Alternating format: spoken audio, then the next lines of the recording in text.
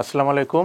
আইপিএলের 18তম আসর শুরু হতে যাচ্ছে এবং বিগত কিছু আসরগুলোর মতোই এইবারও 10টি দল প্রতিদ্বন্দ্বিতা করবে। তো বরাবর আমরা দেখে এসেছি যে সার্টেন কিছু টিম আইপিএলে তাদের আধিপত্য দেখিয়ে আসছে এবং বর্তমান যে আসরটা অনুষ্ঠিত হচ্ছে সেটাতেও আমরা বলতে পারি যে কলকাতা নাইট রাইডার্স বা চেন্নাই সুপার কিংস অথবা সানরাইজার্স হায়দ্রাবাদ তারা প্রত্যেকেই তাদের যেই রেপুটেশনটা রয়েছে বিগত আসরগুলোতে, তাদের টিমের যেই স্ট্রেংথগুলো রয়েছে বা যেভাবে তারা ডমিনেট করে অভ্যস্ত হয়ে এসেছে, তো এই আসরেও তাদের টিমগুলোতে মোটামুটি মোরলেস একই রকমেরই একটা স্ট্রাকচার আমরা দেখতে পাচ্ছি। তো আজকের এই আলোচনায় আমি একটু পাঞ্জাব কিংসকে নিয়ে কথা বলতে চাই। পাঞ্জাব কিংস যখন আইপিএল একদম শুরু হয়, প্রথম দু একটা আসরে তারা বেশ ফর্মিডেবল একটা স্কোয়াড দাঁড় করিয়েছিল। আমার মনে আছে যে কিংস 11 পাঞ্জাব নামে প্রথম আসরে কিন্তু পাঞ্জাব তাদের দলটা দেয় আর কি। তো সেখানে কুমার সাঙ্গাকারা, মাহেলা জয়বর্ধনা, রামনারের সারওয়ান, যুবরাজ সিংয়ের মতো লিজেন্ডারি ক্রিকেটাররা ছিলেন। তো তা সত্ত্বেও কিন্তু আমরা দেখেছি যে পাঞ্জাব কিন্তু সেই অর্থে আইপিএলে তাদের সফলতাটা সেভাবে পায়নি প্রথম আসরগুলোতে। তাদের সর্বোচ্চ যেই সফলতা আমি বলতে পারি সেটি ছিল 2014 সালের ফাইনাল তারা খেলতে পেরেছিল এবং সেই ফাইনালে তারা কলকাতা নাইট রাইডার্সের এগেনস্টে পরাজিত হয়। আমরা যদি একটি স্কোর কার্ডটা দেখে আসি, প্রথমে ব্যাট করে 2014 সালের যে এডিশনটা ছিল আইপিএলে, সেখানে পাঞ্জাব 20 ওভার 199 রান সংগ্রহ করেন। সেখানে ঋদ্ধিমান সাহা সেঞ্চুরি করেন ফার্স্ট ইনিংসে পাঞ্জাবের হয়ে, এবং কলকাতা সেই টার্গেটটা কিন্তু খুব ইজিলি চেস ডাউন করে ফেলে। আমি আসলে 14 সালে খেলাটা দেখেছিলাম পুরাটা। স্কোর কার্ড যা সাজেস্ট করছে যে লাস্ট ওভার ফিনিশ ছিল, but from the very beginning যখন রান চেষ্টা শুরু করে কলকাতা, পুরোটা সময় তাদেরকে খুব কন্ট্রোলে রয়েছে এরকম মনে হয়েছে। কখনোই ওই ম্যাচটাতে কেকেআরের রিকোয়ার্ড রান রেট আপনার কারেন্ট রান রেটের ওপরে কখনোই যায়নি। মানিশ পান্ডে খুবই ভালো একটা ইনিংস খেলেন, মোস্ট প্রবাবলি 94 রানের একটা ইনিংস খেলেন। সো এটাই ছিল আইপিএলে পাঞ্জাবের সর্বোচ্চ সাফল্য যদি আমরা বলতে চাই। তো 2014 সালের এডিশনে আমি যেটা দেখেছি যে পাঞ্জাব মোরলেস প্রায় প্রত্যেকটা টিমকেই বিট করেছিল।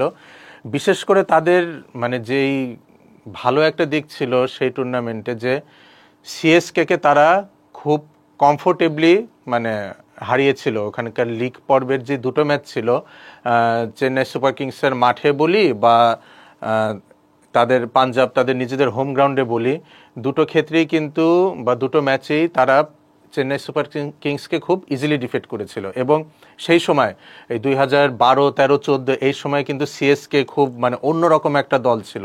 বিশেষ করে মহেন্দ্র সিং ধোনি, সুরেশ রায়না, রবীন্দ্র জাদেজা এবং রবিচন্দ্রন অশ্বিন, এই চারজনের কিন্তু তখন কি বলা চলে যে কম্বিনেশনটা খুব ভালো ক্লিক করতো। তো পাঞ্জাবের ক্ষেত্রে তখন যে সাফল্যটা ছিল যে ডেভিড মিলার এবং গ্লেন ম্যাক্সওয়েল, তারা দুজনই সেই আসরে পাঞ্জাবের হয়ে খেলেন। রবিচন্দ্রন অশ্বিন এবং রবীন্দ্র জাদেজার স্পিনটা, এই ডুও ম্যাক্সওয়েল এবং মিলারের ডুও খুব ভালো মতো হ্যান্ডেল করেন। তো যখন আমরা দেখতে পাই যে রবিচন্দ্রন অশ্বিন যখন বোলিং অ্যাটাকে আসেন, মিলার স্ট্রাইক রোটেট করে খেলেন, ম্যাক্সওয়েল হিট করেন। আবার যখন Rabindra Jadeja left arm orthodox বোলিংয়ে আসেন, তখন আমরা কি দেখতে পেয়েছিলাম যে গ্লেন ম্যাক্সওয়েল স্ট্রাইক রোটেট করেছিলেন এবং ডেভিড মিলার চার্জটা নিয়েছিলেন। সো সেই সিজনে বলতে পারি যে কিংস 11 পাঞ্জাবের মিডল অর্ডারটা কিন্তু বেশ শক্তিশালী ছিল। জর্জ বেইলি, গ্লেন ম্যাক্সওয়েল এবং ডেভিড মিলার, তিনটা ফরেন রিক্রুট কিন্তু তাদেরকে আসলে ফাইনালের দোরগোড়া পর্যন্ত নিয়ে যায়। কি কারণে কেকেআরের সাথে তারা পেরে ওঠেনি, শুধুমাত্র ফাইনাল না, লিগ পর্বের দুটো ম্যাচেও কিন্তু তারা কেকেআরের কাছে পরাজিত হয়েছিল। তার মূল কারণ আমার কাছে মনে হয়েছিল কি যে তাদের বোলিং অ্যাটাকে বেশ দুর্বলতা ছিল। অ্যাপার্ট ফ্রম মিচ জনসন, কোনো কোয়ালিটি স্পিনার বলি বা পেসার বলি সেই এডিশনের পাঞ্জাব স্কোয়াডে ছিল না। তো আজকে কেন কথা বলতে চাচ্ছি পাঞ্জাব কিংসকে নিয়ে, তার মূল কারণ হচ্ছে এইবারকার স্কোয়াডটা আমার কাছে বেশ ভারসাম্যপূর্ণ মনে হয়েছে। আমি একটু দেখে আসি যে বিষয়টা কেমন দাঁড়াচ্ছে। সবচেয়ে বড় ফ্যাক্টর হচ্ছে তাদের দুইটা signing. Ricky Ponting head coach হিসেবে কাজ করছেন এবার পাঞ্জাব 11-এর হয়ে, এবং শ্রেয়াস আয়ার এবার পাঞ্জাবকে লিড করবেন। শ্রেয়াস আয়ারের কিন্তু আইপিএলে ক্যাপ্টেন্সি রেকর্ড বেশ ভালো। উনি লাস্ট সিজনে কেকেআরের ক্যাপ্টেন ছিলেন এবং কেকেআরকে কিন্তু টাইটেল উনি এনে দিয়েছেন। এছাড়া 2020 সালের যে এডিশনটা ছিল সেখানে দিল্লি ক্যাপিটালসের হয়ে শ্রেয়াস আয়ার ক্যাপ্টেন্সি করেছিলেন এবং মজার ব্যাপার তখন কিন্তু হেড কোচ ছিলেন রিকি পন্টিং। সো তাদের একসাথে কাজ করার একটা অভিজ্ঞতা রয়েছে। 2020 আইপিএল সিজনে দিল্লি ক্যাপিটালস কিন্তু ফাইনাল খেলেছিল। সো আমি আশা করছি যে রিকি পন্টিং এবং শ্রেয়াস আয়ারের যেই মানে যুগলটা এটা বেশ ভালো কাজ করবে। একটা টুর্নামেন্টে কোনো টিম ভালো করতে গেলে বা একটা টিমের সাফল্য কিন্তু অনেকাংশে নির্ভর করে সেই টিমের কোচ এবং ক্যাপ্টেনের মধ্যে বোঝাপড়ার উপরে। তো আমি আশা করছি যেহেতু তারা দুজন আগেও একই মঞ্চে আইপিএলে কাজ করেছিলেন, যদিও ভিন্ন ফ্র্যাঞ্চাইজির হয়ে, বাট যেহেতু তারা একসাথে কাজ করেছেন আমরা কিন্তু ভালো কিছু এবার পাঞ্জাব কিংসের কাছ থেকে আশা করতেই পারি।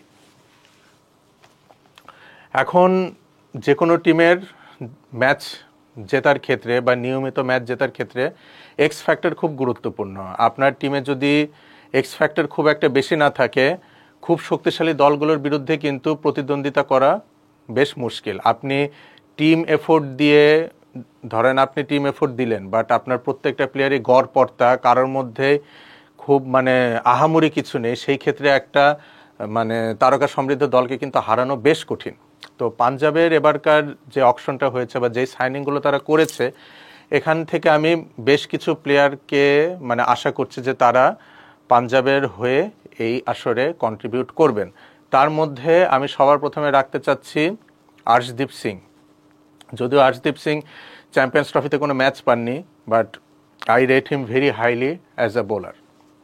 উনি ওপেনিং স্পেলে বল সুইং করাতে পারেন এবং ডেথ ওভারে তার বেশ ভ্যারিয়েশন রয়েছে। উনি স্লোয়ার করতে পারেন, ভালো ইয়র্কার করতে পারেন। যে কোনো রান ডিফেন্ড যদি করতে হয় লাস্ট 1 ওভারে বা 2 ওভারে, আর্শদীপ সিংয়ের উপর কিন্তু ভরসা করা যায়। তার সাথে রয়েছে চাহাল। চাহাল ইন্ডিয়ার জাতীয় টিমকে অনেক দিন ধরে কিন্তু সার্ভ করে আসছেন, যদিও রিসেন্টলি উনি ন্যাশনাল টিমের বাইরে রয়েছেন। তো এবারকার আইপিএল কিন্তু চাহালের জন্য নিজেকে প্রমাণ করার একটা ভালো মঞ্চ হতে পারে।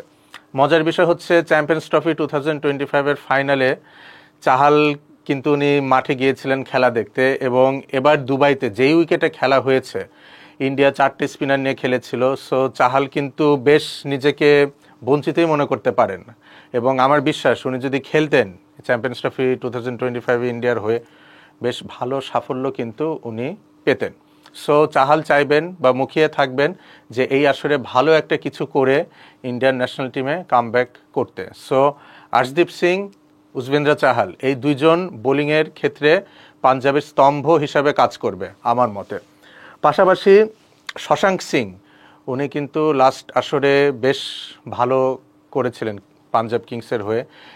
তার আগের আসরগুলোতে উনি কখনো হায়দ্রাবাদের হয়ে কখনো আপনার দিল্লির হয়ে খেলেছেন, বাট সেরকম সাফল্য কিন্তু আমরা তার কাছ থেকে পাইনি। আরেকজনের উপর নজর রাখতে চাইবো আমি, আজমাতুল্লাহ ওমারজাই। তো কেন আমি এই প্লেয়ারগুলোকে টার্গেট করছি আমরা একটু দেখে আসি। আমরা যদি আর্শদীপ সিংয়ের টি-20 কেরিয়ার এই পর্যন্ত দেখি, আইপিএলে উনি উইকেট পেয়েছেন 76টা, ইকোনমি 9.03 এবং স্ট্রাইক রেট হচ্ছে 17.95। স্ট্রাইক রেট বলতে আমরা বুঝি যে কত বল পর পর একটা বোলার উইকেট পাচ্ছেন। সো এখান থেকে আমরা মোটামুটি দেখতে পাচ্ছি যে আইপিএলে প্রতি 3 ওভারে আর্শদীপ সিং একটা করে উইকেট পাচ্ছেন। তার মানে উনি যদি 12 ওভার বোলিং করেন সেই ক্ষেত্রে উইকেটের সংখ্যা কিন্তু উনি 4টা পাচ্ছেন বা এরকম একটা বিষয় থাকছে। So impressive strike rate, economy কিছুটা বেশি, বাট যেহেতু উনি ডেথে বল করে থাকেন, সো 8.5 to 9 মোটামুটি গ্রহণযোগ্য আমার কাছে। এবার যদি চাহালের দিকে আসি, আমরা চাহালের দিকে যদি তাকাই, ওনার আইপিএল ইকোনমিটা কিন্তু ঈর্ষণীয়, বিলো 8 ইকোনমি ইন্ডিয়ান কন্ডিশনে যে কোনো স্পিনারের জন্য বা যে কোনো বোলারের জন্য খুবই আদর্শ একটা ইকোনমি। পাশাপাশি আইপিএলে ওনার উইকেট সংখ্যা 205। সো উনি খুব ভালোভাবে জানেন মিড ওভার্সে কীভাবে উইকেট নিতে হয়, কীভাবে ব্রেক থ্রু নিতে হয়, এবং সত্যি কথা বলতে কি যে মোমেন্টাম চেঞ্জ কিন্তু মিডল ওভারেই হয়ে থাকে। সো যুজবেন্দ্র চাহাল কিন্তু খুবই খুবই ভাইটাল রোল প্লে করতে যাচ্ছেন এই আসরে পাঞ্জাব কিংসের হয়ে। আচ্ছা, এবার আমি শশাঙ্ক সিংকে নিয়ে কিছুটা কথা বলতে চাই। দেখুন, আমরা বা আমাদের দেশে বাংলাদেশের টি-20তে ব্যর্থতার অন্যতম কারণ হচ্ছে কি আমাদের ভালো স্ট্রাইক রেটে ব্যাট করার মতো ব্যাটসম্যান সংখ্যা খুবই কম।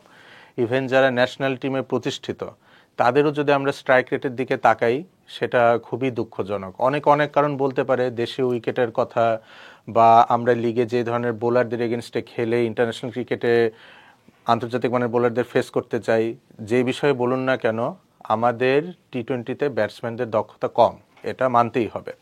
শশাঙ্ক সিংয়ের লাস্ট এডিশনের পারফরমেন্স আমাকে কেন মুগ্ধ করেছে আমি একটু দেখাই। উনার লাস্ট সিজনে অ্যাভারেজ ছিল 44.25, অলমোস্ট 45 অ্যাভারেজ উনি ব্যাট করেছেন with a strike rate over 160। এটা খুবই ইমপ্রেসিভ। একটা ব্যাটসম্যান গড়ে 45 রান করছেন প্রতি ইনিংসে এবং সাথে তার স্ট্রাইক রেট 165-র বেশি। উনি লাস্ট টুর্নামেন্টে সব মিলে রান করেছিলেন 354 এবং 68 তার ছিল সর্বোচ্চ স্কোর। সো শশাঙ্ক সিং যদি তার বিগত আসরের বা গত বছরের ফর্মটা ক্যারি করতে পারেন, এটা কিন্তু পাঞ্জাবের জন্য খুবই ফায়দার একটা বিষয় হবে। এখন আসলে একটা সিজনের পর আরেকটা সিজনে তো বছরখানেক গ্যাপ থাকে, তো সেই সময়টা আসলে উনি কিভাবে নিজেকে মেনটেন করছেন এটা একটা প্রশ্নের বিষয়। এবং আমরা আসলে এক্সপেক্টও করতে পারি না যে গত আসরে উনি যেমনটা খেলেছেন এই আসরে উনি ঠিক ওই জায়গা থেকেই শুরু করবেন। নতুন সিজন, নতুনভাবে সব কিছু শুরু হয়, বাট যেহেতু উনি করিয়ে দেখেছেন যে গত আসরে উনি বেশ ভালো স্ট্রাইক রেটে অনেকগুলো রান করেছেন, তো আমরা আশা করতে পারি যে শশাঙ্ক সিং এই আসরে ডেলিভার করবে, বা যদি পাঞ্জাবকে ভালো কিছু করতে হয় শশাঙ্ক সিংকে ভালো একটা সাপোর্ট দিতে হবে। এরপরে আমি বলতে চাই পাঞ্জাব কিংসের খুব ইমপ্রেসিভ একটা সাইনিং যদি এই আসরের বলতে চাই তাহলে হচ্ছে আজমাতুল্লাহ ওমারজাই। যদিও তারা শ্রেয়াস আয়ারকে অনেক পয়সা খরচ করে কিনেছে, অলমোস্ট 26 কোটি রুপিতে বা এরকম একটা প্রাইসে তাকে নেওয়া হয়েছে, তবে আজমাতুল্লাহ ওমারজাই ইনক্লুশনটা এই টিমকে অন্যরকমভাবে বুস্ট করবে। এখন আসলে আমি একটু সন্দিহান যেহেতু পাঞ্জাব কিংসের কোচিং প্যানেল টোটালটাই অজি বলতে গেলে। এখানে হেড কোচ হিসেবে রয়েছেন রিকি পন্টিং, আপনার অ্যাসিস্ট্যান্ট কোচ হিসেবে রয়েছে ব্র্যাড হ্যাডিন এবং ফাস্ট বোলিং কোচ হিসেবে রয়েছেন জেমস হোপস। সো সেই ক্ষেত্রে ওমারজাই একজন আফগান ক্রিকেটার হিসেবে কতটুকু সুযোগ পাবেন সেটা একটা প্রশ্নের বিষয়। পাশাপাশি এই স্কোয়াডে মার্কাস স্টয়নিস এবং অ্যারন হার্ডির মতো অলরাউন্ডার রয়েছেন যারা আজমাতুল্লাহ ওমারজাইয়ের like to like replacement. But আমার মতে আজমাতুল্লাহ ওমারজাইকে বাকি দুইজনের আগে প্রেফারেন্স দেওয়া উচিত। তার কারণ হচ্ছে Marcus Stoinis recently international cricket থেকে অবসর নিয়েছেন, বেশ কিছুদিন উনি খেলার মধ্যে নেই। পক্ষান্তরে আমি যদি ওমারজাইয়ের দিকে তাকাই, উনি কিন্তু চ্যাম্পিয়ন্স ট্রফিতে দারুণ পারফর্ম করেছেন এবং বলতে পারি যে সিঙ্গেল হ্যান্ডেডলি উনি কিন্তু ম্যাচটা ইংল্যান্ডের হাত থেকে বের করে এনেছিলেন despite the knock of Ibrahim Zadran. 177 রানের যে ইনিংসটা ইব্রাহিম জাদরান খেলেছিলেন সেই ইনিংসের জন্য হয়তো উনি নিজে ব্যক্তিগতভাবে বাহবা পেতে পারেন, কিন্তু আজমাতুল্লাহ ওমারজাইয়ের সাপোর্ট যদি সেই ম্যাচে না পাওয়া যেত, ইব্রাহিম জাদরান কিন্তু একলা আফগানদের হয়ে ম্যাচটা বের করে আনতে পারতেন না। আমি একটু সেই ম্যাচের কথাটা বলে আসতে চাই যে যখন হাশমতুল্লাহ শাহিদি আফগানিস্তানের ক্যাপ্টেন আউট হয়ে গেলেন তখন আফগানিস্তানের স্কোর ছিল 29 ওভারে সম্ভবত 140 এবং চতুর্থ উইকেটের পতন হয়। আজমাতুল্লাহ ওমারজাই যখন ক্রিজে আসেন তখন কিন্তু উনি একটা ব্লিস্টারিং 31 বলে 41 রানের ইনিংস খেলেন এবং সেই ইনিংসটাই কিন্তু আফগানিস্তানের মোমেন্টামটা শিফট করে ওই ম্যাচে এবং ফাইনালি কিন্তু তারা 320 ঊর্ধ্ব একটা টোটাল দাঁড়া করাতে পারেন। এবং বোলিংয়ে এসে কিন্তু আজমাতুল্লাহ ওমারজাই সেই দিন 5 উইকেট পেয়েছিলেন 58 রান দিয়ে এবং সেই ম্যাচে তিনি জো রুট, জস বাটলার এবং যখন লাস্টের দিকে জেমি ওভারটন বেশ ভালো মতো সেট হয়ে গিয়েছিলেন তাদের উইকেট উনি নিয়েছিলেন। এবং সত্যি কথা বলতে গেলে এক পর্যায়ে যখন জো রুট এবং জেমি ওভারটনের পার্টনারশিপটা বেশ বড় হচ্ছিল, মনে হচ্ছিল না কিন্তু যে আফগানিস্তান ম্যাচটা আর বের করতে পারবে। সেই সময় কিন্তু আজমাতুল্লাহ ওমারজাই তার নার্ভটা ধরে বেশ ভালো বোলিং করেন এবং সেই ম্যাচে উনি 5 উইকেট পান। সো মানে সেখান থেকে কিন্তু আমরা বলতে পারি বা বুঝতে পারি যে ওমার জাই কী ধরনের ক্যাপাবিলিটি হোল্ড করে বা বড় অকেশনে উনি কতটা ডেলিভার করতে পারেন। আমি আরেকটা ইনসিডেন্টের কথা বলতে চাচ্ছি। গত বছরের শেষের দিকে বাংলাদেশের সাথে আফগানিস্তানের একটা বাইল্যাটারাল সিরিজ অনুষ্ঠিত হয় ইউএইতে। ওখানে সিরিজ ডিসাইডিং ম্যাচে ওমার জাই ব্যাট হাতে ৭৭ বলে ৭০ রানের একটা ইনিংস খেলেন এবং বল হাতে ৩৭ রানে ৪ উইকেট নেন। সো আমরা বুঝতে পারছি যে যেদিন উনি পারফর্ম করেন ব্যাট এবং বল দুটো হাতেই মানে দুটো ক্ষেত্রেই কিন্তু উনি বেশ ভালো একটা রোল প্লে করতে পারেন এবং যেদিন ওনার দিন সেদিন উনি কিন্তু প্রতিপক্ষকে একদম চূর্ণ বিচ্ছিন্ন করে দেওয়ার ক্ষমতা রাখেন। সো আর মানে এখানে হচ্ছে যে এই দুটো ইনস্ট্যান্স দেওয়ার আরেকটা বড় কারণ হচ্ছে দুটোর কিন্তু সিনারিও একটু ডিফারেন্ট। প্রথম ম্যাচের ক্ষেত্রে আফগানিস্তান ফার্স্টে ব্যাট করেছিল, তার মানে উনি টার্গেট যখন সেট করতে হবে সেই ক্ষেত্রে কিভাবে ব্যাটিং করতে হন সেটার প্রমাণ দিয়েছেন। আবার যখন একটা টার্গেট চেস করতে হবে, এবং এই বাংলাদেশের সাথে ম্যাচে কিন্তু উইকেটটা বেশ স্লো ছিল, বেশ ট্রিকি ছিল, সেই উইকেটে ৭৭ বলে ৭০ রান করা কিন্তু বেশ কঠিন ব্যাপার। আর আমাদের দলের মানে অবস্থা যেমনই হোক না কেন বোলিংটা কিন্তু সবসময় আমাদের বেশ ভালোই রয়েছে। সেই ম্যাচে নাহিদ রানার মতো বোলার ছিলেন বাংলাদেশে, মোস্তাফিজ স্লো উইকেটে বেশ ভালো উনি করেন, উনি মোস্তাফিজকে বেশ কমফোর্টেবলি নেগোশিয়েট করেছেন, নাহিদ রানাকে বেশ ভালো খেলেছেন। ওমার জাইয়ের একটা বিষয়টা কি যে উনি ফুলার লেন্থের বলগুলো বেশ ভালো খেলতে পারেন, যখন বলে সুইং থাকে সেই মুহূর্তে বেশ ড্রাইভগুলো বেশ স্বাচ্ছন্দ্যে করতে পারেন, গুড লেন্থের বলগুলোকে খুব সহজে উনি বোলারদের মাথার উপর দিয়ে খেলতে পারেন। সো ওমার জাইকে আসলে সুযোগ দেওয়া উচিত এবারকার আইপিএলে, আমি ব্যক্তিগতভাবে মনে করি। পাশাপাশি বোলিংয়ে তো উনি ভালো করেন, যেটা আমি বলছিলাম। আরেকটা গুরুত্বপূর্ণ দিক হচ্ছে বিং অ্যান অলরাউন্ডার, উনি কিন্তু নতুন বলে বেশ ভালো বল করতে পারেন। এই ফিচারটা কিন্তু বর্তমান সময়ে পাওয়া বেশ কঠিন।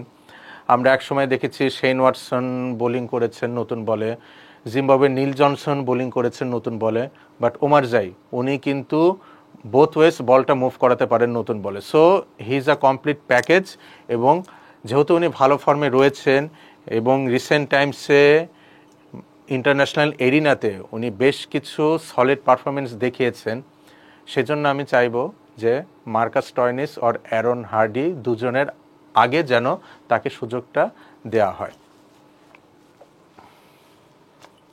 আচ্ছা, এইবারকার অকশনে পাঞ্জাব কিংসের ক্ষেত্রে মানে কিছু ব্লান্ডার হয়েছে আমার মনে হয়, বা এই যে যেই দলগুলো টুর্নামেন্ট আসলে আলটিমেটলি ভালো করতে পারে না তাদের ব্যর্থতার পেছনে কিন্তু অকশনের ব্যর্থতা একটা দায় বহন করে।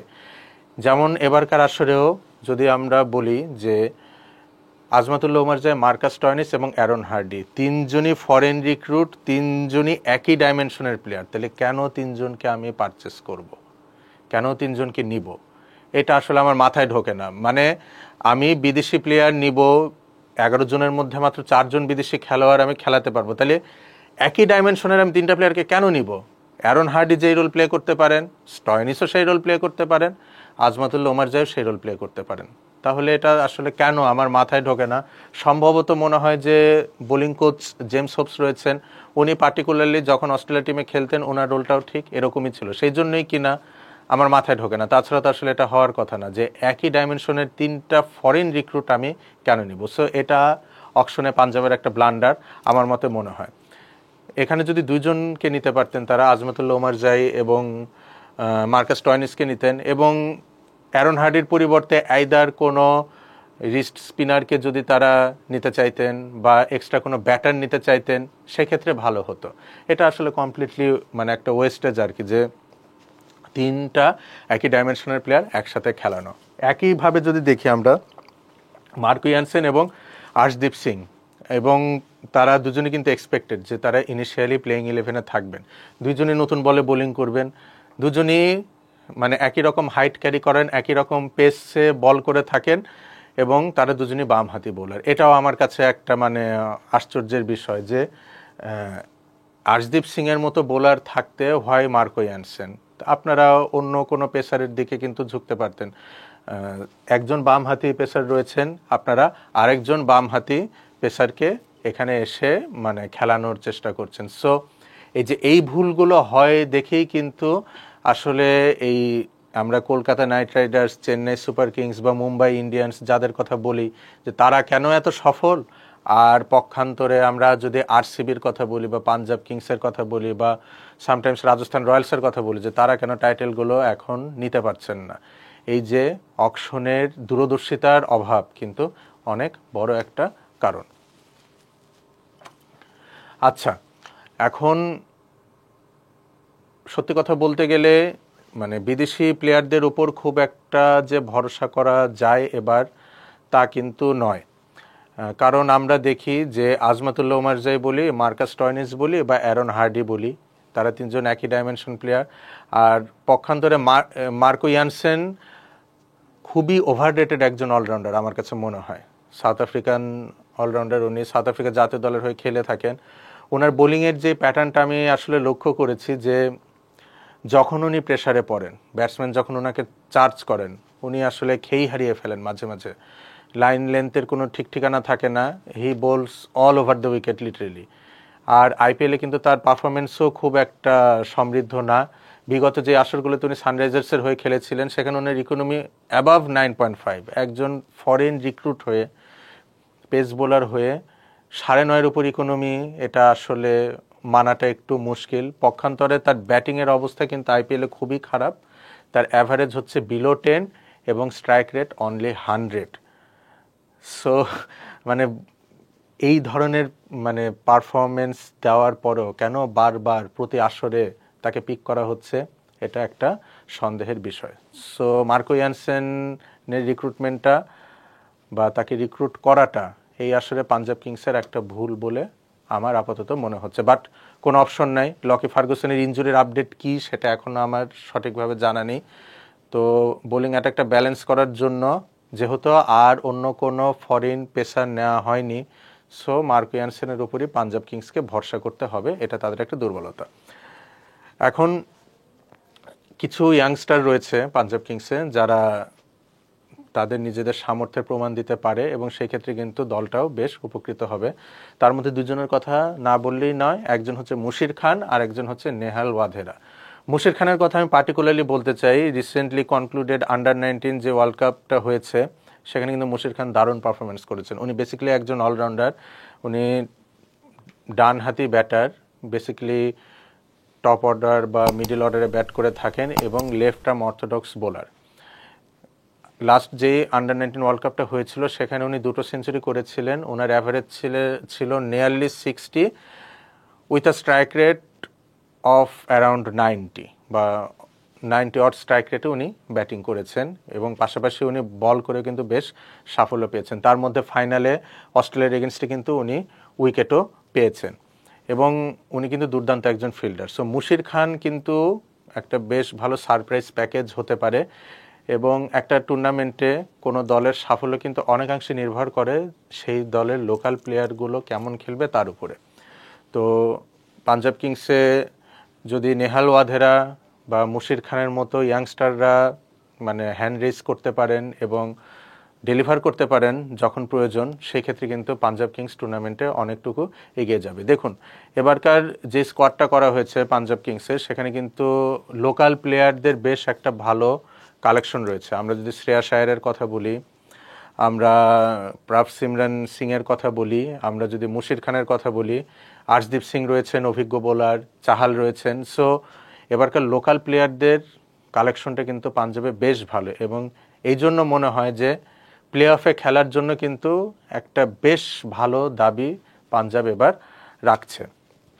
নেহাল ওয়াধেরার কথা যদি বলতে আসি, যে উনি বিগত আসরগুলোতে মুম্বাই ইন্ডিয়ান্সের হয়ে খেলেছেন এবং বেসিক্যালি উনি টপ অর্ডারে ব্যাট করে থাকেন এবং পার্ট টাইম লেগ স্পিনও উনি করতে জানেন। সো সেই ক্ষেত্রে বলতে পারি যে নেহাল ওয়াধেরার কাছ থেকে আমরা টপ অর্ডারে বেশ কিছু ইফেক্টিভ ইনিংস দেখতে পারবো। তো আমার প্রেফার্ড 11 যেটা আমি এখন বলি যে টপ অর্ডারে ব্যাটিং করবেন প্রাভসিমরন সিং এবং নেহাল ওয়াধেরা। আমার মতে ওয়ান ডাউনে শ্রেয়াস আয়ারের ব্যাটিং করা উচিত এবং Josh English Aussie wicket keeper batter, উনি কিন্তু এবার পাঞ্জাবে রয়েছেন এবং স্কোয়াডে ওনাকে পিক করা হয়েছে। বিগ ব্যাশে কিন্তু জশ ইংলিশ পার্থ স্কচার্সের হয়ে খেলেন এবং উনি মোটামুটি কিন্তু এই পজিশনে ব্যাটিং করে অভ্যস্ত। এবং এই পাঞ্জাব কিংসের সবচেয়ে শক্তিশালী দিক আমার যেটা মনে হয়েছে সেটা হচ্ছে তাদের মিডল অর্ডার ব্যাটিং বা তাদের ব্যাটিংয়ের ইঞ্জিন রুমটা এবার বেশ শক্তিশালী। একটা টিমের ব্যাটিং লাইন আপের ইঞ্জিন রুম কিন্তু বলা হয় তাদের মিডল অর্ডারকে। তো পাঞ্জাব কিংসের যদি সবচেয়ে শক্তিশালী দিক জিজ্ঞাসা করা হয় আমাকে, আমি বলবো যে অবশ্যই তাদের মিডল অর্ডার। এখানে দেখুন শ্রেয়াস আয়ার, জশ ইংলিশ, আজমাতুল্লাহ উমারজাই, শশাঙ্ক সিং এবং গ্লেন ম্যাক্সওয়েলের মতো ক্রিকেটাররা রয়েছেন। ম্যাক্সওয়েলের কথা আমি শুরুতে কেন বলিনি, কারণ রিসেন্টলি ম্যাক্সওয়েলের কিন্তু খুব বড় কোনো ইনিংস আমরা ওভাবে দেখতে পারিনি। সেই লাস্ট ওয়ানডে ওয়ার্ল্ড কাপে আফগানিস্তানের বিপক্ষে ডাবল সেঞ্চুরি করার পর ম্যাক্সওয়েলকে আমার কিছুটা অফ মনে হচ্ছে। আর এবারকার আইপিএলে যেহেতু আগে উনি আরসিবিতে ছিলেন, এবার আবার পাঞ্জাব কিংসে ব্যাক করেছেন, আমি চাইবো গ্লেন ম্যাক্সওয়েলকে পার্টিকুলার একটা রোল ডিফাইন করে দেওয়া হোক। এবং সেই রোলটা কি হবে, খুব একটা বেশি ওভার তাকে ব্যাট করতে না দেওয়া হোক, 14 বা 15 ওভারের সময় তাকে নামানো হোক এবং জাস্ট তাকে একটাই টার্গেট সেট করে দেওয়া হোক যে ক্রিজে যাবে এবং যেই বল যে অনুসারে আসবে সেই অনুসারে খালি হিট করতে হবে। ম্যাক্সওয়েলের ক্ষেত্রে মানে আমার যেটা মনে হয়েছে যে যখন তাকে বা ওনাকে একটু ধরে খেলার মতো সিচুয়েশন আসে এবং যেই উইকেটগুলোতে বল কিছুটা অড বিহেভিয়ার করে, যেমন কিছুটা সুইং বা মুভমেন্ট থাকে বা যখন উইকেট স্পিনারদের জন্য কিছুটা পারচেস থাকে, সেই ক্ষেত্রে ম্যাক্সওয়েল ধরে খেলতে গেলে আমার তাকে কখনো তেমন ফলপ্রসূ মনে হয়নি। র্যাদার তাকে যদি একটা রোল ডিফাইন করে দেওয়া হয় যে তুমি এই সময় যাবা, এই কয়টা বল পাওয়া যাবে, জাস্ট মেরে খেলতে হবে, এই ক্ষেত্রে আমার মনে হয় কি ম্যাক্সওয়েলের কাছ থেকে আমরা ম্যাক্সিমাম আউটপুটটা পেতে পারি। আর যেহেতু এই বছর পাঞ্জাব কিংসের মিডল অর্ডারটা বেশ শক্তিশালী, ধরে খেলার মতো প্রচুর ব্যাটার রয়েছে, ওমারজাই রয়েছেন, শ্রেয়াস আয়ার রয়েছেন, জশ ইংলিশ রয়েছেন, সো ম্যাক্সওয়েল কিন্তু এবার অনেকটা দায়মুক্ত হয়ে নিজেকে এক্সপ্রেস করার সুযোগ পেতে পারেন। ম্যাক্সওয়েলকে একটু অফ লাইট রাখার বা তাকে একটু মানে চোখের আড়ালে রাখলে হয়তো তার জন্যই ভালো, উনি হয়তো প্রেশারটা একটু কম ফিল করবেন এবং ভালো ডেলিভার করতে পারবেন। পাশাপাশি গ্লেন ম্যাক্সওয়েলের অফ স্পিনটা কিন্তু বেশ কার্যকরী হতে পারে। সো নাম্বার 7 পর্যন্ত কিন্তু বেশ ফর্মিডেবল একটা ব্যাটিং লাইন আপ পাঞ্জাব কিংসের। প্রাভসিমরান সিং, নেহাল ওয়াধেরা, এখানে right hand left hand combination রয়েছে। শ্রেয়াস আয়ার, উনি ইনিংসটা অ্যাঙ্কর করতে পারবেন। এরপরে নামবেন জশ ইংলিশ, উনি স্পিন কিন্তু খুব ভালো খেলেন, পেস বলেও দুর্দান্ত খেলেন এবং স্ট্রাইক রেট তার বেশ ভালো। এরপরে ওমারজাই রয়েছেন, শশাঙ্ক সিং রয়েছেন। আমি তো আগেই বলেছি যে গত আসরে শশাঙ্ক সিং যেমন পারফর্ম করেছিলেন, এবার যদি তার কাছাকাছি কিছুও করতে পারেন সেটা পাঞ্জাব কিংসের জন্য অনেক ফ্রুটফুল হবে। এরপরে রয়েছেন গ্লেন ম্যাক্সওয়েল। তারপরে আমি দেখতে চাইবো মুশির খানকে। সুনীল যোশী এবার পাঞ্জাব কিংসে স্পিন বোলিং কোচ হিসেবে কাজ করছেন, তো আমি আশা করব যে যেহেতু মুশির খানও লেফট আর্ম অর্থোডক্স বোলিং করেন, তো সুনীল যোশী আসলে বেশ ভালো একটা খেয়াল রাখবেন তার গ্রুমিংয়ের বিষয়। হারপ্রীত ব্রার রয়েছেন, আরেকজন লেফট আর্ম অর্থোডক্স, বাট এই দুইজনের মধ্যে আমি মুশির খানকে টিমে দেখতে চাইবো, যেহেতু তার ব্যাটিংটা বেশ ভালো এবং ফিল্ডিংও উনি দুর্দান্ত করেন। তারপর আসছে পেস বোলিং বা বোলিং অ্যাটাকের দিকে। মার্কো ইয়ানসেন, যেহেতু ফরেন রিক্রুট আর কোনো পেসার তেমন কালেকশনে পাঞ্জাব কিংসের নাই, সেই ক্ষেত্রে তাকে খেলাতে হবে। এরপর রয়েছেন কুলদীপ সিং, উজবেন্দ্র চাহাল, আর্শদীপ সিং। তো আর্শদীপ সিং বা উজবেন্দ্র চাহালের মধ্যে যে কেউ হয়তো ইম্প্যাক্ট সাব হিসাবে এবারকার আসরে খেলবেন।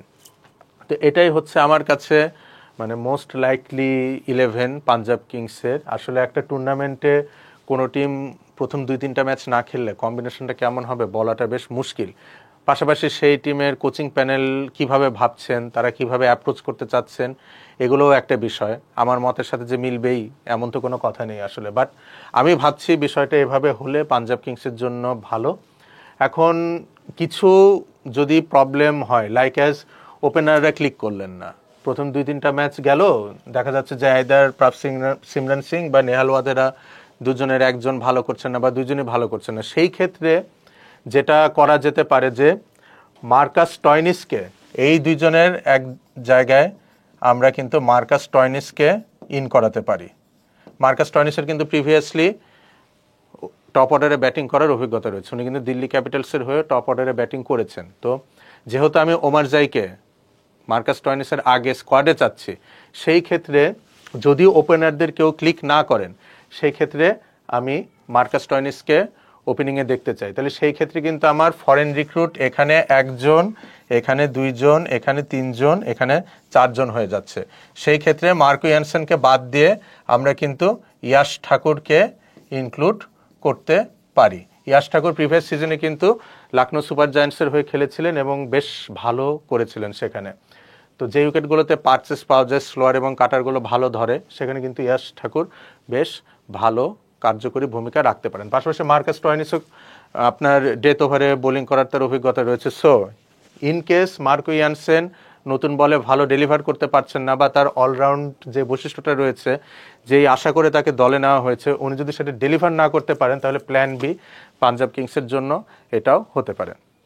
তো আশা করি যেহেতু বিগত আসরগুলোতে পাঞ্জাব কিংস খুব একটা ভালো করতে পারেননি, এবং টুর্নামেন্টে আসলে নতুন করে কোনো টিম ভালো করলে কিন্তু একটু বৈচিত্র্য আসে, ভালো লাগে।